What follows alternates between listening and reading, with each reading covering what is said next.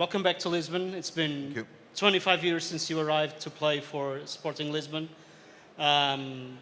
So you're back in the city, but actually you were just telling me that your first professional game was not in Lisbon, but it was in Portugal, in Porto. What are your memories from that?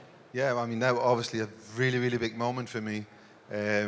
Up until that point, I'd been semi-pro, and full-time professional football was just happening in Denmark. I signed with Brøndby, and the day my son was born, November the 5th, they qualified for the quarterfinals of what we know as the Champions League today. So that I knew that day that would be my first game, a quarterfinal in the Champions League. So talking about starting at a high point. And we drew Porto, and it was Porto away in the first game, and then obviously in Copenhagen in the second game. And we lost the game 1-0 up in Porto, and we drew 1-1 in Copenhagen, so it was close.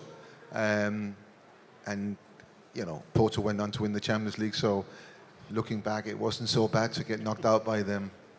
But it was interesting because in the team that we played was Augusto Inácio, who ended up being my coach in Sporting Lisbon. Yeah, he played left back. Yeah, that's true, that's true. Before we get into football, how often do you visit Lisbon? Because you were telling me a few minutes ago that you would love to live in the city. Yeah.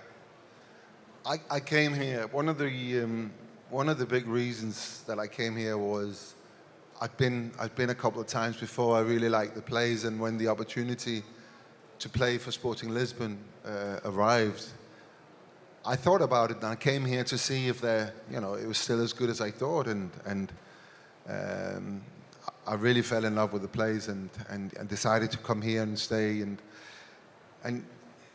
the only problem now for me, I mean, I would love to live here, but it's just, it's at the very end of Europe, and the way that I work, I travel a lot. It's, I mean, from where I am, it works out really, really well. I can cut it down to the minimum, but here, I would have to spend a lot more time traveling, so it's not going to work out for me. But my wife and myself, we're talking about it quite often, and maybe one day we'll come here and stay.